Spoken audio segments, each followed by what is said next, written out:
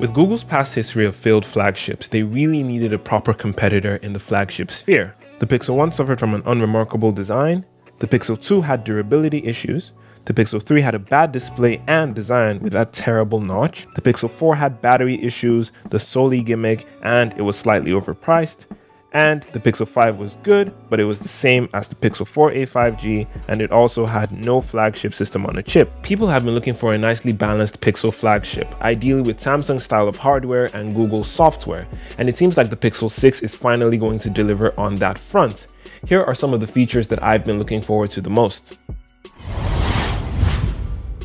Firstly, the new design. There are all new colors which Google have made sure that we noticed. Then there's a curved display on the 6 Pro, and I'm sure a lot of people might have mixed feelings about that. There are high refresh rates on both devices. There is a new camera bar, and speaking of the camera bar, we have new camera hardware. On the 6, we have a 50 megapixel wide-angle camera and a 12 megapixel ultra-wide camera. And on the 6 Pro, we have a 50 megapixel wide-angle camera, a 48 megapixel telephoto with up to 20 times of zoom, and 12 megapixel ultra-wide, and the ultra-wide selfie camera, of course. And as much as there has been a bunch of hardware improvements, the main star, as with all Pixel devices, is the software. We get camera features like the Magic Eraser, which helps you remove objects from images, Face Unblur to help with all those blurry faces in some fast-taking photos, Motion Mode, which lets you take a picture and have a portion of that picture still in motion, and for the Snapchat lovers out there, there is now Quick Tap to Snap, which means when you tap the back of your Pixel, it automatically opens your Snapchat camera. One of the most important upgrades for me is Real Tone, which aims to produce more realistic skin tones for those with darker skin tones like myself. The speech recognition module makes speech-to-text a breeze with better voice detection and even automatic punctuation.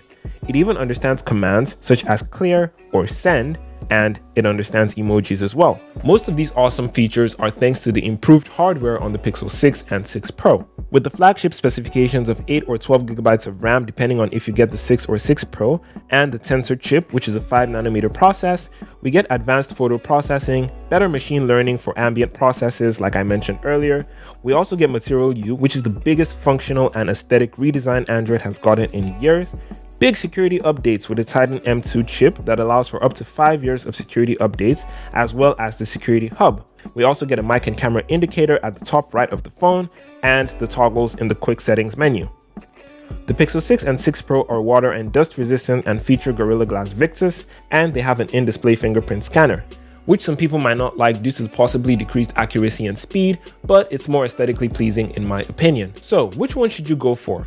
Let's talk about the differences first. Since the Pixel 6 is a smaller device, a few things are understandably smaller as well. We have a smaller flat 1080p display on the Pixel 6. It is 6.4 inches at 90 Hz. The Pixel 6 Pro has a bigger curved 1440p display, which is 6.7 inches at 120 Hz. The Pixel 6 has a smaller battery as well, and it lacks the 48 megapixel telephoto lens.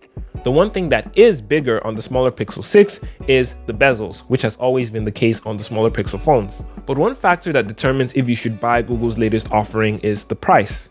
The Pixel 6 comes in at $599, and for that price you get everything mentioned earlier minus the telephoto lens and a smaller form factor. For that price, it will most likely blow other competitors out of the water in terms of camera quality, and if the Tensor chip lives up to expectations, performance as well. And as for Google's quote-unquote first flagship, the Pixel 6 Pro, this comes in at $899, and for an extra $300, the main differences are 120 Hz instead of 90, a bigger battery and display, and the telephoto lens. So which Pixel 6 is right for you? Well, I'll leave that decision up to you. But for $300 extra, do you think a bigger battery, bigger screen, and a telephoto lens are worth it? Personally, I'm a big phone guy, but this time I'm leaning more towards the smaller Pixel 6 as it's a really enticing offer at $599. But perhaps even at $599 is still a bit over your budget and you're considering getting one of the A models. Let me know in the comment section right below the like button. Please subscribe to see more Pixel content on the channel, and if you enjoyed this video as well, you can also check out my videos on the screen right now. Peace. Can you just not be a cow for one single moment? What brings you here?